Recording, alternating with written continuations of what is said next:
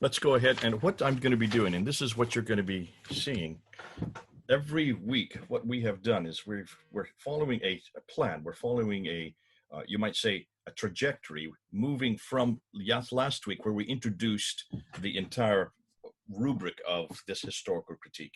And one of the things and one of the problems we're having, and I'll introduce it again in this talk today, one of the big problems we're having, those of us who are working with Muslims, is that whenever we get into a discussion with Muslims, whenever we get into a debate or any type of panel interaction, almost invariably, in fact, I would say almost entirely, the material that we're getting from Islam is coming from the much later 9th and 10th century traditions. And the Islamic traditions are really all that they have. It's the only narrative they're familiar with. It's the only narrative any of us have had, because it's the only one that's taught.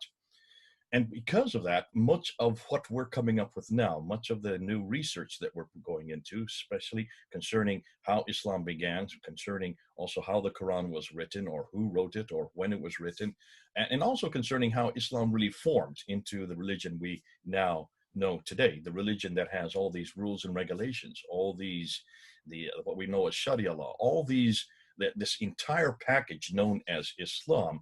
When we look at the 7th century over here, when we look at the very beginning, when we look at the century that this was all supposedly happening or emerging, we don't see any antecedents for it. We don't see anything there that we can hang on. And that's why it's been a real tussle for those of us in the historical critique, because we're talking on about two different narratives, two different time periods, and there's an awful lot of contradiction between the two.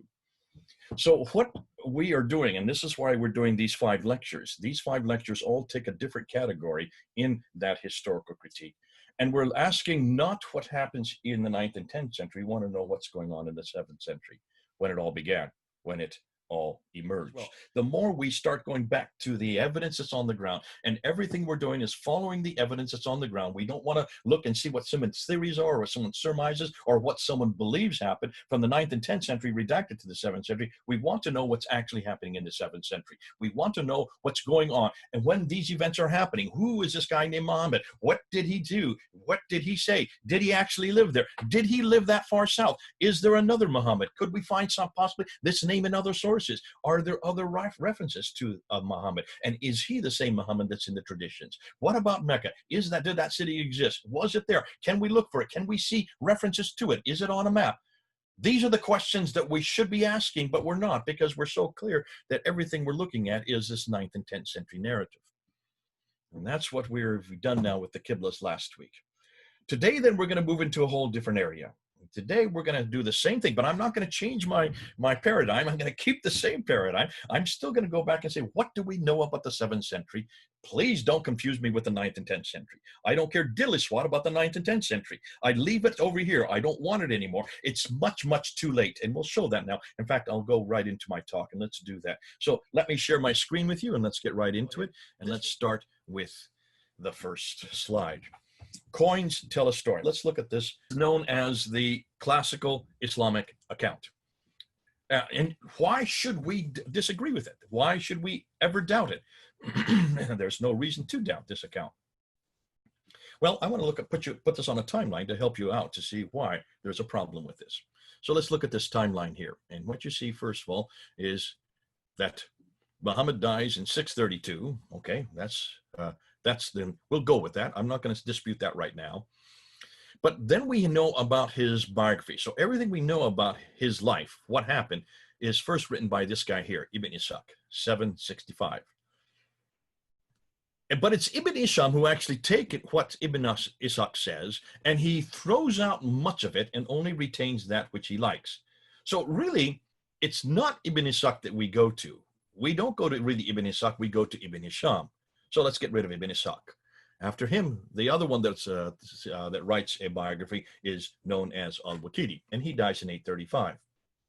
Then we have another genre called the Hadith. These are the sayings of the Prophet. These are much more prolific. These are much more in-depth. And the first to write one of those down is Al-Bukhari. He's given 600,000 of these akhbar, these sayings of the Prophet, and he's given the responsibility between 850 and 870, the last 20 years of his life, to decide which were authentic and which were not authentic, and he was to whittle them down and throw out that which he didn't like and retain that which he did, which he did. He threw out 98% of it and destroyed 98% of it and only left 2%, which made roughly about 7,397. So from the 600,000, he reduced it to 7,397 sayings. How did he know whether or not Muhammad said these things? Look at his date, 870. Muhammad died in 632. You're talking about 240 years later. Bukhari, from Bukhara, that is not in Arabia. That is up north of Iran. So he was hundreds of miles away and hundreds of years later, yet he seemed to know what Muhammad said and what he didn't. Obviously, there's an agenda here, but he's not the only one. After him comes Sahih Muslim, he dies in 875. After him comes At-Tirmidhi, he dies in 884. Then comes Ibn Majah, he dies in 887. Ibn Abu Dawud dies in 899, and then An-Nasai, and they're the 6 of the major compilations of the Hadith. These are what they know as the 6 canonical compilations of the Hadith: Bukhari, Muslim, Tirmidhi, Majah, Dawud, Nisa. So those are 2 of the 4 genre of what we know as Islamic tradition. But there is a third and a fourth. The third and the fourth are known as the tafsir and the tahqiq. The tafsir would be the commentaries on the Quran, and the tahqiq would be the histories of all mankind.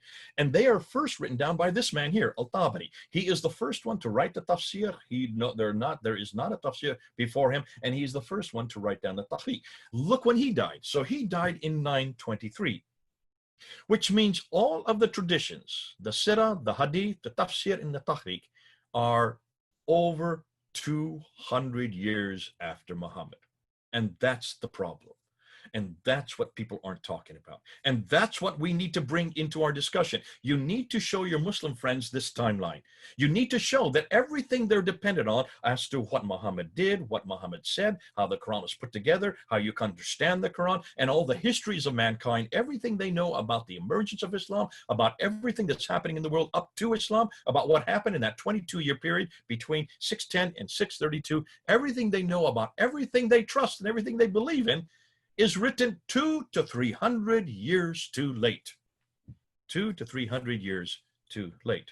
Today, I would tell, not go to what the writers are writing. Don't go to the libraries. Stay out of the libraries and go to that area and do what Dan Gibson did. Go right to where these people lived in the 7th century and investigate what you're going to find. Follow the evidence, follow the trail, and see where that trail takes you. And what you're going to find that there are coins there. There are coins that existed at that time period. Why haven't we looked at the coins before? Why haven't we looked at the coins before?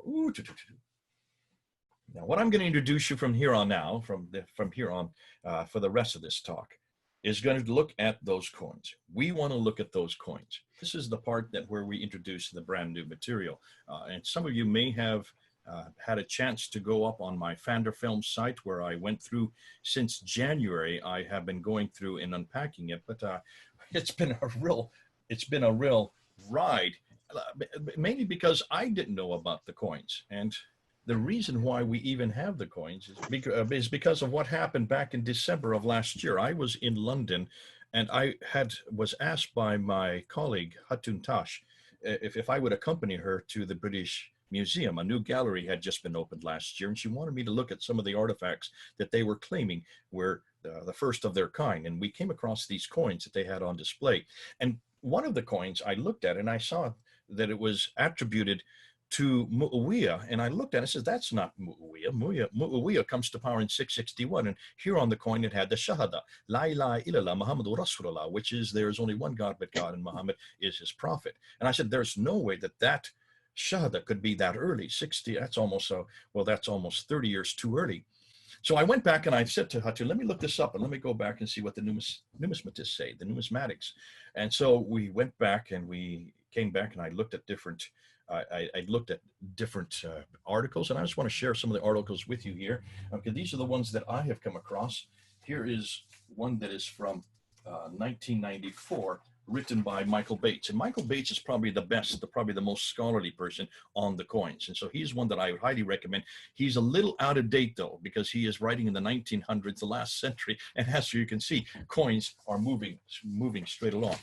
the book that I've used most for this lecture is Volker Popp. Volker Popp, who writes in this book called Early Islam.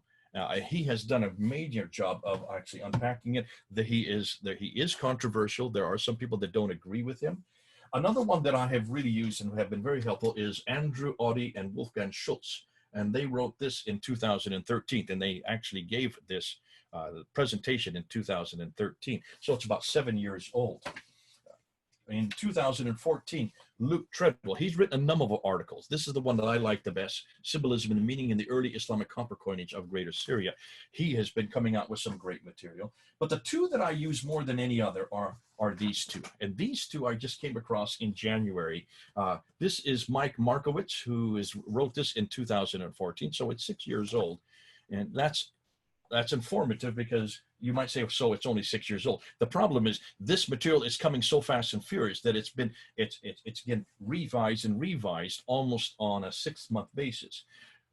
This article by Clive Foss, Coins of the Two Realms, written in June of 2015 in the Aramco magazine, is a good overview of what we're going to talk about, and a good overview of some of the problems and the dilemmas. And then I got this just yesterday. Now, this one is 60 pages long, written by Tony Goodwin in 2016.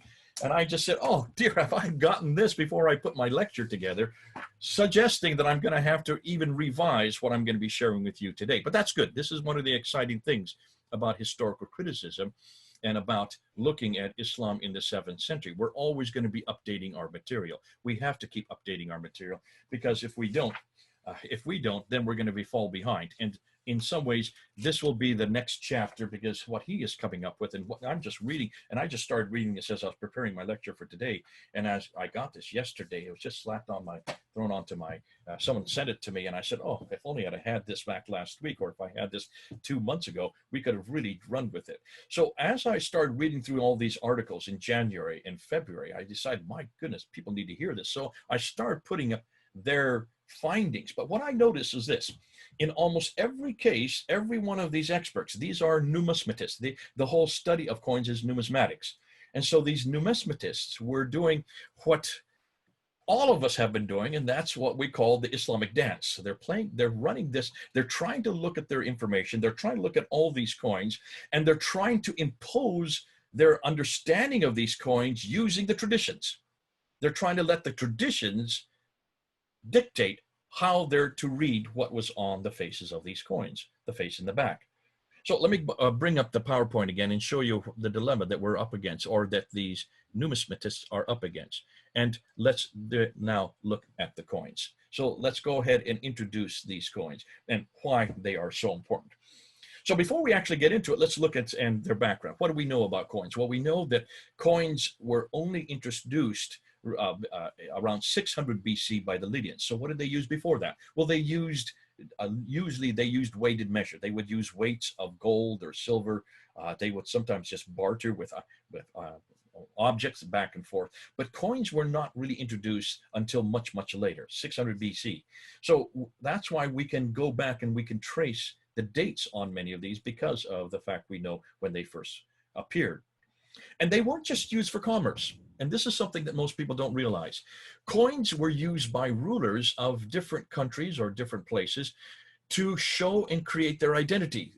They didn't have TV or internet or newspapers or radio today. They didn't have that way to introduce who they were, but they did have coins. Coins were used by everybody, and everybody would be touching the coins, and they would be looking at the coins. And as they looked at the coins, they would then see who the ruler was on that coins. And that's why whenever a ruler came to power, the first thing they would do was mint new coins. Then they would have to use these mints that were already in existence. And they would then put their name or their image on that coin. That was the best way to introduce themselves to those who they ruled. So they bore images of themselves. They also would then put what religion they belong to. That's very helpful for us in this discussion, because we want to know what religions really existed at this time, certainly with these rulers. And then they also put dates. And oftentimes they would start the dates with themselves, or they would start the date with the empire that they were a part of. Now, that's why we then can see where when these coins were minted, and then follow the trajectory of their minting. They also refer to where and when they were minted. And that to me is important, putting us not only to follow the chronology, but also places of origin, because you're going to be surprised by what we're finding concerning where these mints were. Now, I just went through all the people. So here you can see, I've got it on your picture. You have Michael Bates. He's probably the kind that known as the grandfather of the numismatists, the whole numismatic enterprise. Numismatics is the study of coin. And so then you have Volker Popp, and his book is probably the best one that I have found that actually puts it from an Islamic standpoint. And he tries to look at the coins on their own. So he looks at what the coins say, and then he says, so what does that tell us about the 7th century? And because of that, he's very controversial, because he's doing what the others won't do. Because your Michael Bates or the Andrew Audis or the Wolfgang Schultzes, the Luke Treadwells, the Michael Markowitz and the Clive Rosses, also the Tony Goodwoods, all of these individuals, they cannot get away from the Islamic tradition. They cannot get away from that narrative. They don't want to get away from that narrative. They feel safe in that narrative. And that's why they're having a difficult time, because what they're reading on the coins does not jive with what the narratives say. And that's their dilemma. And Volker Popp is one of the first to actually do what every historian should do, what Gibson did vis-a-vis what King did, and also what Volker Popp is doing vis-a-vis what everybody else is doing. They're going back to the 7th century. And they said, let's forget about the traditions, let's forget about that history, and let's see what the coins tell us concerning what's happening in the 7th century. So these are great numismatists, but they are not necessarily great historians, is what I'm finding. They look at the coins and describe them correctly. Yes, they do describe them, and that's why they're a great help, because they know the languages, they understand certainly the images that are on them, the little pictures that are on them. But then they try to explain what they're finding in the 9th and 10th century, and that's where they're getting into problems. But then they have no choice, because they don't know where else to go to. They've not heard any other narrative, because there is no other narrative, unfortunately. So that's why I think we need to dispense with the Islamic traditions, as I said at the very beginning of this talk, as I said last week, as I'll continue to say even next week, and we need to go back to the 7th century. Isn't that the task of the historian? If that is our task, should it also not be the task of the numismatists? Shouldn't they also be doing the same thing? Because in a sense, they are historians. That's what they're doing. When you're looking at those coins and you're trying to decipher them and you're translating the text, you then have to put it in a historical context. And that's what they should be doing. And I'm a numismatist, I know, is speaking about old coins. That's their oeuvre, that's their job, that's their remit. So part of the remit is then to understand what those coins are telling us. And they lament, and this is the first thing they all say, that they cannot find coins from the Hijaz. So what are we talking about? What's the Hijaz? Well, the Hijaz is that central part of Arabia that includes both Mecca and Medina. The central part of Arabia, known as the Hijaz, where supposedly Muhammad came from, where Uthman came from, where all the Qurayshi dialect came from. This is known as that central part of Arabia, where Islam supposedly began, where Adam and Eve supposedly lived, where also Abraham actually lived. If you look at the traditions, if you look at the Quran, look at chapter 7, verse 24 in the Quran, Adam and Eve were sent down to Mecca. If you look at chapter 21, verse 51 to 71 in the Quran, Abraham was there in the Kaaba. He was living in Mecca. I had no idea until I read the Quran that he was that far south. So all of history begins and ends with Mecca and Medina, Hijaz. Yet there seems to be no coins there. If it's such an important place, why are there no coins from that area? Take a look at the map. Note where the mints are. The mints are where the coins are made. It's called a mint. In English. So look on the left, notice that all the mints, those that are circled there, the ones that have circles around them, those mints are north of Israel. They're up in Syria, in Lebanon, but mostly in Syria. That's almost 1,000 miles too far north.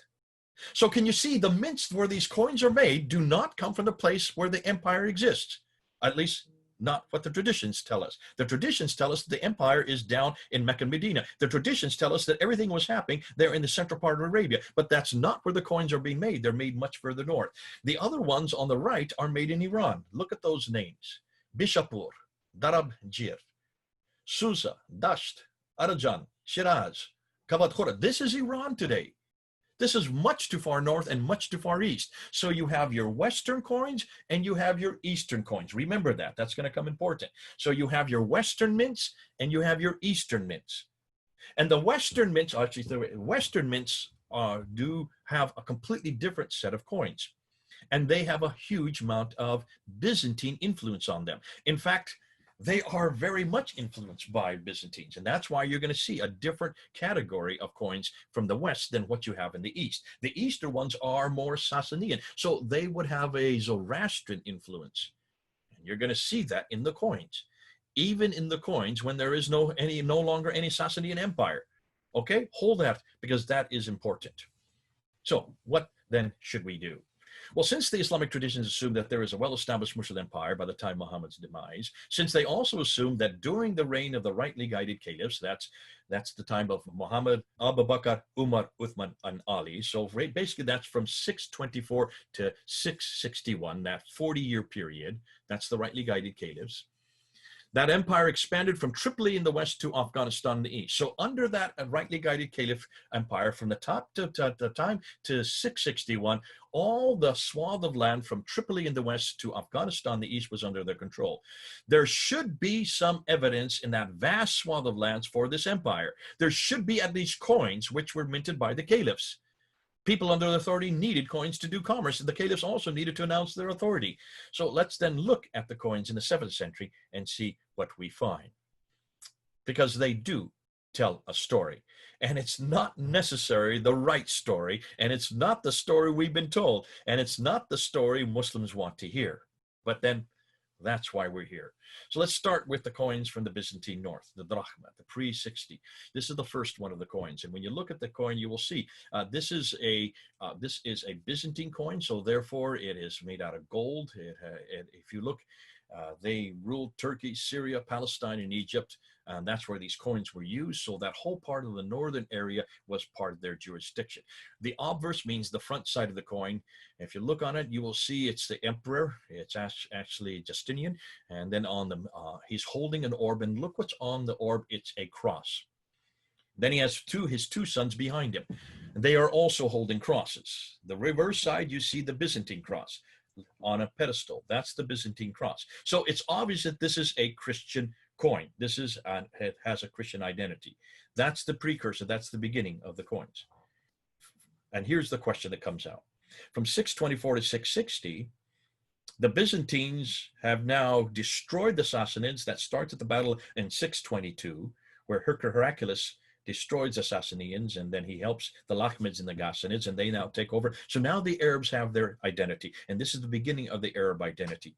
Now, according to the Islamic traditions, we don't even hardly hear about that battle. That's not important in the Islamic traditions, but then the Islamic traditions are written in the 9th and 10th century. What we do hear is that Muhammad comes to power in Medina after 622. And then by 624 then, the Islamic State is introduced, and that's where you have the Treaty of Medina. That's where he then confronts the Jews, and that's why he then whittles down the Jews, and then by 627, he gets rid of all the Jews and takes over complete control of Medina. That's what the traditions tell us. You have the Battle of Badr in 624, you have the Battle of Uhud in 625, and then you have the Battle of the Trenches in 627. By that time, there are no more any Jews, and the Ansar, which are the native Arabs, they then come under his jurisdiction. He then introduces the Constitution of Medina, and he takes over then complete control. That's 624. If that is so, then what happens next? Well, then he starts moving out, and you can see, if you look at the Maghazi documents, if you look at the Sirah of Ibn Hisham, and the Sirah especially of al-Waqidi, you will see that he starts conquering all these neighboring areas, and he moves out and completely conquers them. You have 29 that he actually participates and 33 that he actually plants. So he expands his kingdom enormously. By the time he dies in 632 and Abu Bakr and Umar come into power, from 632 up until 644, from 632 about 644, that time period is where you have the great expansion. And they start moving out right across North Africa, and they move up way up to the north, up into Syria and to Jordan, and they take over parts of Iraq, and they're starting to move west from Tripoli in the west all the way to Afghanistan in the east. All of that land is under their control. Now that they're under control, what is the first thing they should be doing? They should be minting coins with their pictures on it, with their image on it. They should be introducing themselves. We can't find anything. We can't even find any inscriptions. There is no reference to any of these caliphs. They're not on any building. They're not on any book. They're not in any document. They're not on any inscription, no rock inscriptions, and they're not on any coins. Nothing about Muhammad, Abu Bakr, Umar, Uthman, or Ali. They don't exist anywhere. And this is why Muslims who say we're arguing from silence We're now saying, no, we're not arguing from science because now we have the coins. The coins are not silent. They are evident. They exist. They don't disintegrate. They don't deteriorate. That's the brilliant thing about coins. They're as pristine today as the day they were minted, 1400 years ago. And they do not have any reference to any of these caliphs. Yet these caliphs were coming into power. They should have been minting these coins. The mints already existed. Those mints were already there. They were there all over Iran. They were there all over Syria. Far, far north, true, because that's where the civilizations was taking place. So why didn't they mint their own coins and introduce themselves? Was this due to negligence? Were they not sophisticated enough? Listen, they didn't have to even create the mints. The mints were there waiting for them. The people who ran the mints already were there, were under their jurisdiction. Like everything else, there simply are no extant records from that time at all, including coins, though Muslims claims they were. And that's why the Muslims keep on saying, well, we do have the Quran at the time. Even the Quran, we're going to destroy that one next week and the week after. So hold on to that. I don't want to get into that right now. And this fact in and of itself is curious if the Islamic traditions are correct. So let's look at a map there, just so you understand what I'm saying. Take a look at the brownish area down and south. That's the area that existed up until the time of Muhammad. So when Muhammad died, that was the area that Islam controlled, and a little bit over there in Oman. Now they controlled all that swath of land. So you might say almost all of what is today Saudi Arabia would have been under their control. By the time he died, up until the time of the end of the right-heel guided caliph, you had all the orange area. So look at the orange area, territory added by the 4 caliphs, 632 to 661. So it goes from Tripoli in the west all the way to Herat, Afghanistan in the east. That's a huge swath of land. And that includes Iraq, that includes Iran, that includes Syria, that includes Egypt, and that includes what is today Libya. Okay, so you can see that's an enormous amount of land. All of Arabia and all of those countries were under their control. So if that is the case, where are the coins to support this? Where are the coins that support these different caliphs? Abu Bakr, Umar, Uthman, and Ali. Why don't they have anything in their names? What coins do we have? Well, in about 640 to 660, you get these coins. I'm just going to show you 2 from each area. There are many, many more that I could show. But take a look. Look at the front part of this coin. This is what we know as a Byzantine proxy state. So these are the coins in the West. And in the West, the coins that were minted there are copper coins and golden soliduses. So they're either made out of gold or copper. In the East, in the Iranian mints, they mint mostly silver coins. They had some copper, but most of their coins are silver. So in the Western Hemisphere, which had much more influence from Byzantine era, you have both copper and gold. And these new leaders do mint their own coins, and they put their images on them, but there's no reference to any of these Muslim names on these coins. What's interesting, they have a cross. Look at this coin here on the left. Look where the 2 red squares are. Notice on his staff, he has his scepter, he has a cross, and he also has a cross on his head. Could be, we don't know. It could be this is Constance II. We don't know. So they're giving allegiance to the Byzantines. So these proxy states are not Muslims. There's nothing about Islam in them. There's nothing about anything to do with Muhammad or anything to do with Abu Bakr or Uthman or Ali. These should be the times when Uthman and Ali and Abu Bakr should have their names on these coins. Nowhere on any of the coins do you find any of these caliphs. On the back side, there's the letter M, which is the Greek number for the denomination of the 40 Numi. So Arabic was not even used. This is still Greek, and there's a cross above the M, proving that these are Christians who were living at this time in that area. So nothing there has to do with Islam. These were categorically Christians. Then we have other coins. And these are interesting, but there's very few of these, and they're much more crudely made, which seems to suggest they're made by independent rulers, small independent rulers. On the front side, the obverse, here is the same coin as in the previous slide, but the crosses have possibly been removed from above the head and from the scepter. On the back side, the cross is also removed, and above the Greek number M, or maybe it's just damaged, we just can't see it because it looks like it's been cut off there. But what possibly this could suggest is that there is a movement now away from Byzantine Christianity here in the West and towards a new Arab identity, which makes sense, as we're going to find Mel and Murad, what they're finding now in Iraq and what they're finding in Jordan, what Gibson is finding in Jordan. What we're now finding is there was an Arab identity that was introduced in 622 when Heraclius destroyed the Sassanians. and gave them pretty much their own hegemony, gave them their own autonomy. Once that Arab identity comes to the fore, it would stand to reason that they would try to get away from underneath or any influence from Byzantine Christianity in the north. What is interesting is there's nothing Islamic in any of these coins. You notice that there's no reference to anybody called Muhammad or the Caliph Abu Bakr or Uthman or Ali from 640 to 660. And then you get the Umayyad, and here's where the coins really become a lot more sophisticated. And it's Muawiyah that really introduces the best coins. And here are the gold solidus. Here's a gold solidus of his. It is introduced in 661, but it continues to be introduced up until 680. So Muhammad dies in 632. Now we're talking about for 50 years now. This is actually for the last 20 of those 50 years. You can see on the front side, it's a gold coin, it's a solidus, with a picture of the Byzantine Emperor Heraclius. So here is Muawiyah in the West giving allegiance to Heraclius. Why in the world would he give allegiance to Heraclius and his son if he is now a Muslim and he has nothing to do with Christianity? Notice that? On the back side, you have a Latin inscription in the Byzantine cross. Why would it be Latin? Why is it not in Arabic?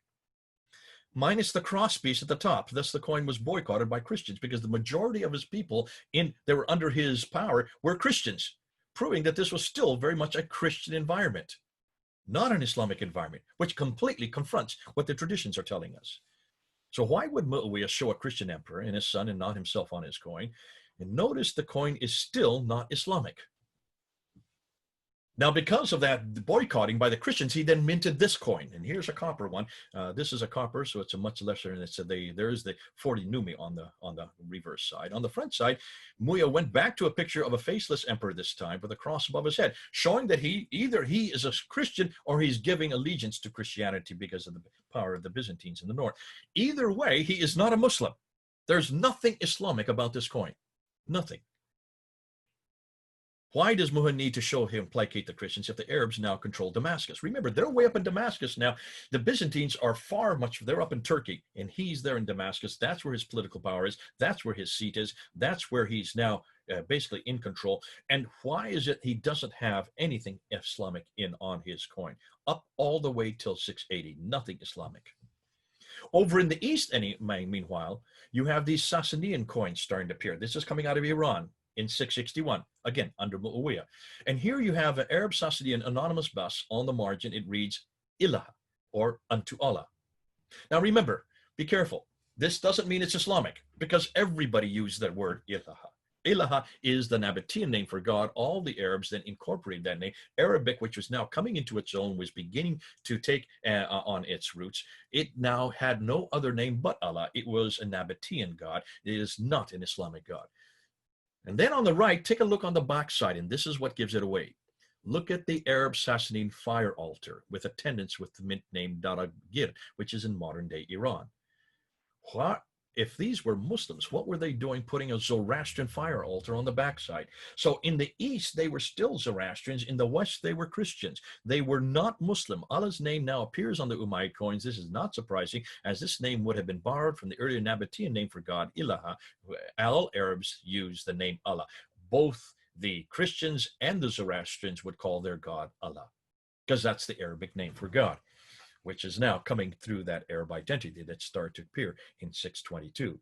This is Muawiyah's coin here, and on the front side, in 663, introduces this coin, written in the Middle Persian, Muawiyah, Amir, Urishnikan. That means Muawiyah, commander of the faithful. In the margin, there is the Bismillah, in the name of God. On the reverse side is a typical Arab Sassanian fire altar with attendants in the mint name Darabgir, once again, there in Iran. So it shows where it comes from. You can see his image, and there you can see the name, in the name of God. Again, Allah, that is the Arabic name for God. Now, instead of writing simply unto Allah, Mu'in then adds in the name of Allah. You might notice also the moon and stars are there emphasized. Now, people have come back to me and they said, oh, that proves that that's Islamic because the moon and stars. No, it is not. The moon and stars is a Sasanian symbol. It existed since the 2nd century BC. It was to show royalty, and that's why it has always been, as a Sasanian symbol, a Persian symbol. This is not an Islamic symbol. In fact, the Islamics only incorporated under the Ottoman Empire this moon and star. That was only incorporated in the 1300s, in the 14th century. already much too late. So don't get confused by that. That is not Islamic, even though some Muslims have tried, I'm sorry, some people have tried to point that out to me. Then you have this coin that was coined in 667 by Mu'awiyah again. Remember, he's the first of the Umayyad Caliphates. He is part of the Sufyani family. On the front side, you have Bismillah Allah Malik. So in the name of God, the king, referring to himself. So he is now coming in the name of God. On the reverse side, a typical Arab Sasanian fire altar in attendance, and the mint again, this time in Bishapur in modern Iran. So that's just west of the Ragbir that we saw. So these are still mints far north, not in the south. They are not anywhere where this should be. These mints should be down in the Hijaz. They're way up in Iran or they're way up in Syria. The sequence starts with unto Allah, then Muawiyah adds in the name of Allah, and here he adds the king. Yet there is still no reference to Muhammad's name or anything Islamic about this coin. And this is now 667. It's not till we get to this coin. And this is the coin that finally introduces something Islamic. And look at the date, 692. Now, this is something that both Bates, Walker, Miles, Foss, and Islamic Awareness, they all agree on this. Everybody's agreed on this point. Even Islamic Awareness has agreed on this point, that this is the first Islamic coin. This is the first coin that you could probably suggest is Islamic. On the front side, Abdul Malik, who comes to power in 685 and rules up until 705, he pays homage to Justinian II, who is ruled from 669 to 711. So he's still paying homage to the Byzantines using this gold coin, and they go to war because of this. Because what does he do? He takes off the crosses.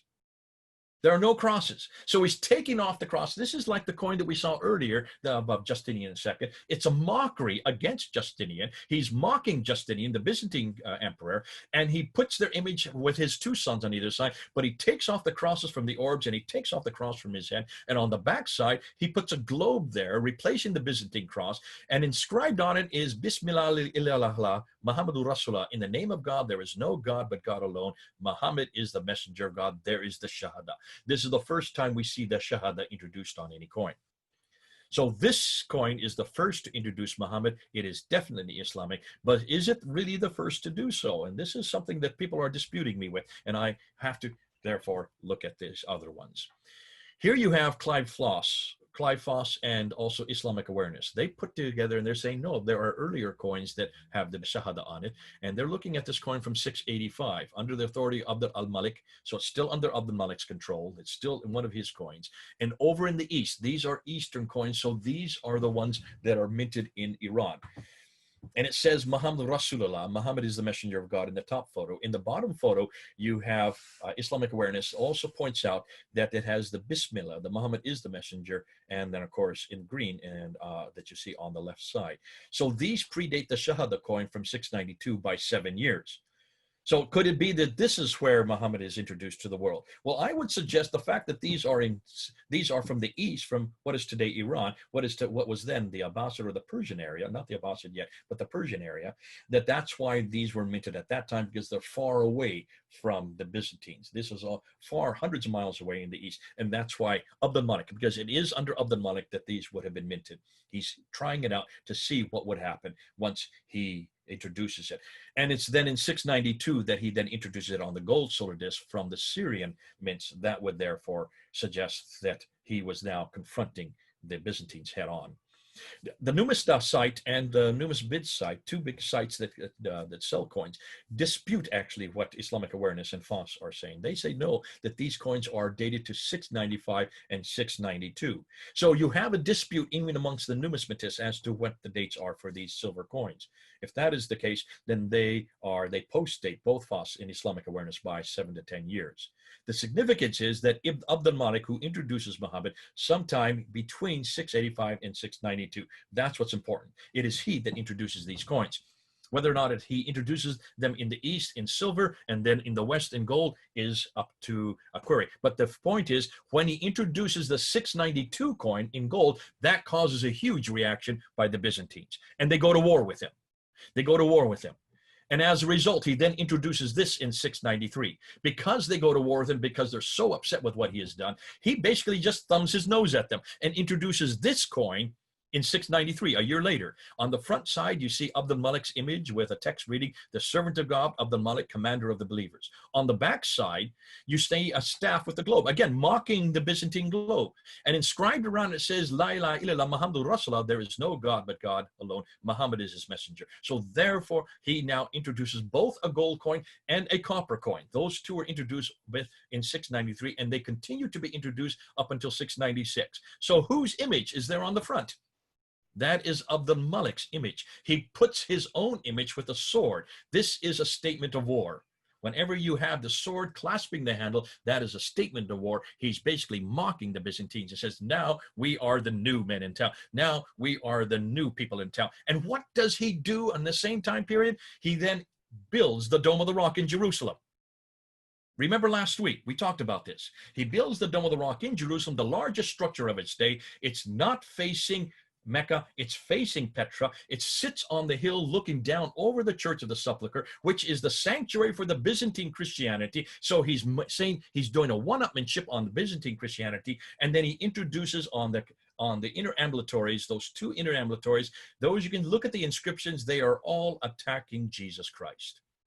You have Surah 4, Ayah 171 there. You have Surah 112 that attacks his divinity, attacks the Trinity, attacks his sonship, and attacks his begetting. Those four areas, they're all attacking Jesus Christ. So he not only introduces it on the Dome of the Rock, he introduces this confrontation of Byzantine Christianity right there on his coin so that everybody can read it, so everybody can get a hold of it. He now is categorically attacking the Byzantines. And what he is doing, he's putting his own image on it. These gold and copper coins replace the earlier ones. Now only Abdul Malik is pictured as a servant of God and commander of the believers. Note, an image is still included, yet we thought that you cannot have images on coins. Obviously, at this late date in 693, images were fine. So this is something that is not something that was introduced by Muhammad, or as Islamic traditions claim, was introduced in 632. It's still being used in 693, 60 years later, proving again that the Islamic traditions are incorrect. But then we need to get to this coin, because this is the mother lode. This is the one that really hits it, and this is the one which everybody now uses today. This is the coin that is still being used today, and it was introduced in 696 by Abdul Malik. On the front side, it says, "La ilaha illallah Muhammadur Rasulullah." There is no God but God alone. He has no associates. Who's that attacking? Who is the one that's associate of God in chapter 5, verse 72? That's attacking the person of Jesus Christ. God cannot have an associate. He has no partners. Associate, sharikala is the word in Arabic. On the margin of the front side, it has Muhammad is the messenger of God whom he sent with guidance and the religion of truth. So it's now saying we are the religion of truth, that he might make it prevail over all religion. So now he's saying we are the best, we are the greatest, we're going to prevail over everybody else, even if the associators are right. Who are the associators? They are the Christians, because they have associated another with God in the Trinity, in the person of Jesus Christ.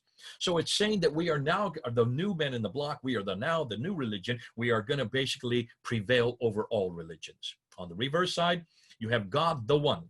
There is the statement of Tawheed, God the Eternal. He did not beget and he was not begotten. That's attacking John 3:16.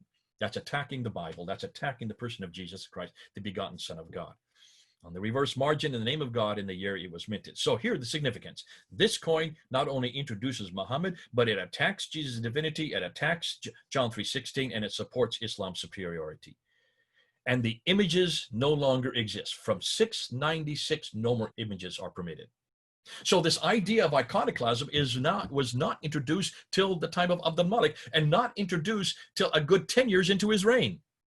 He started in 685. Here he is in 696. He finally then takes off his own image and he introduced that which now is part of the Quran. Those references are now in the Quran. But these predate the Quran. Isn't it interesting? Because the Shahada that you see here is not like the Shahada in the Quran. He has no Sharikala. There is no Sharikala in the Quranic text. That is only introduced on the coins, and it's introduced on the Dome of the Rock. In 697, then, he introduces the same coins in the East, on the silver. Remember, in what is today Iran. On the front side, there is no God but God alone, like the one in the gold coin. He has no associates. That's attacking Christianity. There on the margin, it's Muhammad is the messenger of God, whom he has sent with guidance and the religion of truth, that he might make it prevail over all religion, even if the associators or even if they get angry. So we don't really care about you Christians. Even if you do get angry, we're going to keep to this context. On the reverse side, it's God the one, God the eternal. He did not beget and he was not begotten, and there is none like unto him. Reverse, in the name of God, in the year is written. So this coin also, like the gold solar disc that was introduced in the western part of his empire, now in the eastern part of his empire, he introduces Muhammad and attacks Jesus' divinity, John 3:16, Allah's uniqueness, and in Islam's superiority. Why a year later? Because he first had to come out with this broadhead right there in the western part, because that's where Byzantine Christianity was at its greatest. And then he confronts it and introduces it. And from this time on, from 697, both the gold solar disc and the silver coins only have script, no longer any images. So what are my conclusions? Well, prior to 660 AD, all early coins show a clear Christian identity on both sides of the coin. And then from 624 to 660, early Islamic coins just simply do not exist. Why? Since they control so much land. This is curious. There should be an enormous amount of coins that give us names for Abu Bakr and Umar, Uthman and Ali. We just don't see them. From 640 to 660, some Arab proxy states seem to be Christian, and others seem to want no religious symbols. And then from 661 to 680, Mu'awiyah retains his Christian symbols up to 680, and then he adds Allah's name, but not Muhammad's, curiously. And then in 692, Abdul Malik introduces Muhammad. This is where it really comes in, from 692. It could be 687. That's fine. I'll go with the 692 because this is the first one that goes internationally. This is the first one that really goes so the Byzantines see it. So this is the first Islamic coin, though the date is disputed. In 693 to 696, you see this is truly an Islamic coin, but images are still kept being used, in this case, the image of Abdul Malik himself.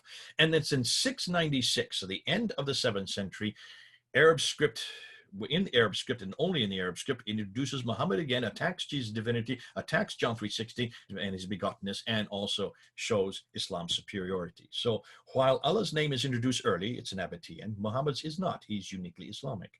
Doesn't the numismatic evidence support the archaeological and documentary evidence? What am I saying here? Well, you're going to find this out in 2-3 weeks. In 3 weeks, we're going to go right into the other documentary evidence. We're going to look at the inscriptions, the rock inscriptions. We're going to show you what we now know about these supposed letters by Muhammad. We're going to debunk every one of them and show you that these letters do not exist from the 7th century. They are only introduced in the 14th and 15th century. We're going to look at also the maps. We're going to look at the timeline. We're going to show you what we now know about who Muhammad is. We have now found Muhammad, and he is not the Muhammad of the traditions. He is a Muhammad out of Iraq.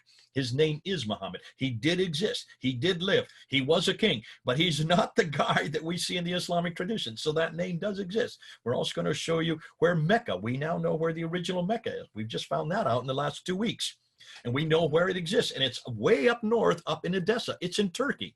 So Muhammad's in Iraq, Edessa, and the original Mecca is up in Turkey. And then we're going to show you, and we're going to put it all together by saying, what now can we say about what Islam did finally introduce? Because the Islam that we have today is not from the Umayyad period. It's not even from before that period.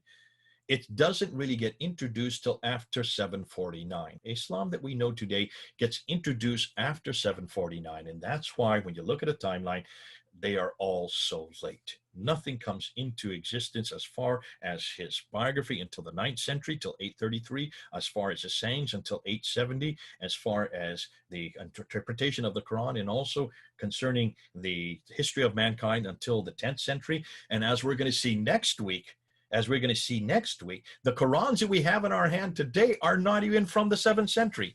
The Qurans we have in our hand today, the Qira'at in the Ahruf, only begin to appear in 736. That's 100 years after Muhammad. And they are not the Qurans that we have today. They are many different Qurans, but that's for next week. That's for another lecture. Thus, these 7th century coins confront the traditional 9th to 10th century Islamic narrative on every point. We've got the wrong people at the wrong place doing the wrong thing at the wrong time. It looks like we've got the wrong man who should be there all over these coins. So should the caliphs be all over their coins. They're nowhere to be found. Fascinating stuff. Now we cannot say that we are arguing from science, folk. Can you notice? We're not arguing from science. This has nothing to do with science.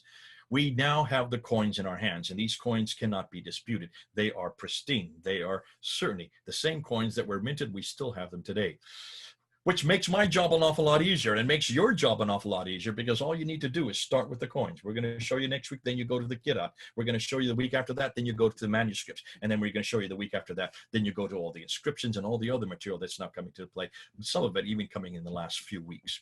By another 3 weeks, we'll even have more material to be able to introduce. Okay, I've done enough talking. It's now over to you. Let's go ahead and find out what your questions are, and let's see if we can answer them as best we can.